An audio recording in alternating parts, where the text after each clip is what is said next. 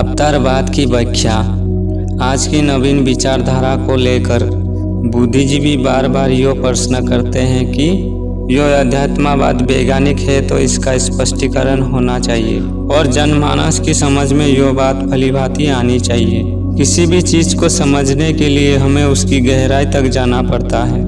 जब तक किसी के आवरण को, ढकी हुई वस्तु के कपड़े को हम नहीं हटाएंगे तब तक उसके अंदर छिपी हुई वस्तु हमें नजर नहीं आ सकती। स्पिरिचुअल साइंस अध्यात्मवाद में यह बात सामने आती है कि माया रूपी कपड़े ने उस तत्व को, जिसे हम स्पिरिट या आत्मा कहते हैं, वो ढका हुआ है।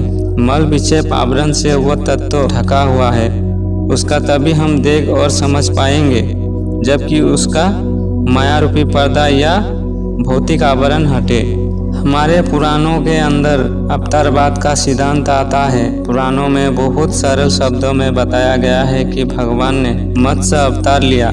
इस चीज को अगर हम अध्ययन करें, इसका अनुसंधान करें तो पता लगता है कि विज्ञान भी यो बताता है कि सबसे पहले जल था। यो सारी सृष्टि जलमग्न थी और चार्ल्स डार्विन का प्रकृति के विकास का सिद्धांत भी यो कहता है कि पहले सब चीज जलमग्न थी। उस पानी के अंदर प्रथम सेल था जो जीवन का एक बिंदु था, हरकत में आया। उसके अंदर प्राण आए और उन प्राणों से, उस हरकत से सबसे पहले जल के अंदर मछली की रचना हुई। उसी को बड़ी सरल भाषा में हमारे संतों ने मत्स्य अवतार कहा। भगवान का उस शक्ति का सबसे पहले मैनिफेस्ट या प्रकट्य पानी में मछली रूप में हुआ।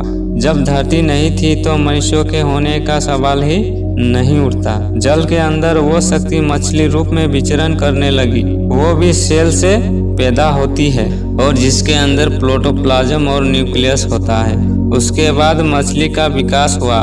मछली का विकास होते होते हजारों साल के बाद मछली इस रूप में आ गई कि उसका अब जो प्राप्त रूप था वो पानी के अंदर भी विचरण कर सकता था और पानी के बाहर भी।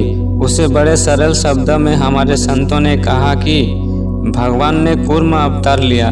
वो शक्ति कछुआ रूप में आई क्योंकि कछुआ पानी के अंदर भी विचरण कर सकता है और पानी के बाहर धरती पर भी।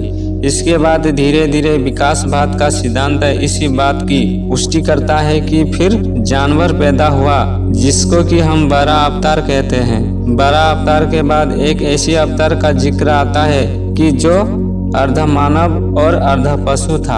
आधा मानव और आधा पशु, जिसे हम लोग वन मानस भी कह सकते हैं। हमारे संतों ने उसे एक विशेष रूप दिया। उसको कहा नरसिंह अवतार। नरसिंह अवतार की महिमा क्या है कि वो आधा पशु आधा मानव है। उसमें मानवीय गुण भी है और पशु के गुण भी विद्यमान है। चार्ल्स डार्विन ने जब अपना सिद्धांत रखा कि मनुष्य वन मानुष से आया है, वन मानुष के विकास से मनुष्य की उत्पत्ति हुई है, तो लोग हंसने लगे। कहा कि इसका तो परदादा वन मानुष था।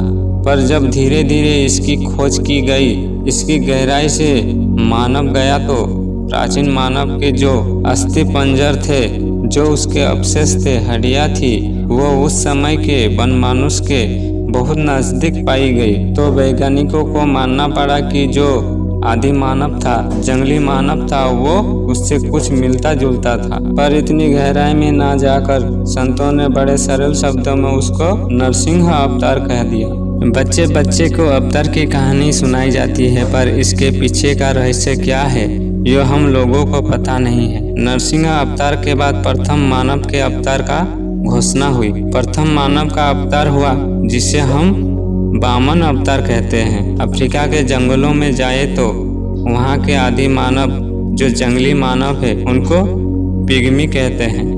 वे केवल 4 फुट के ही होते हैं।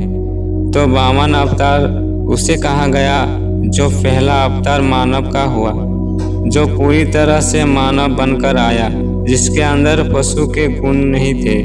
वामन अवतार के बाद परशुराम के अवतार, राम के अवतार, कृष्ण के अवतार की श्रृंखला बढ़ती चली जाती है। इस तरह शास्त्रों के अंदर जो बातें लिखी हुई है, जब उनको वैज्ञानिक कसौटी पर कसते हैं तो वे खरी उतरती है। पर दुर्भाग्य से हमारे पुराणों के अगाध ज्ञान को समझने वाले और विज्ञान को समझने वाले तथा उन दोनों का समन्वय करने वाले बहुत कम लोग हैं, जिससे कि पुराणों के अंदर जो हमारी आस्था पैदा की गई वो वैज्ञानिक आस्था पैदा नहीं की गई। दोस्तों, इस तरह की वीडियो प्राप्त करना चाहते हैं तो हमारे चैनल को सब्सक्राइब कीजिए। धन्यवाद।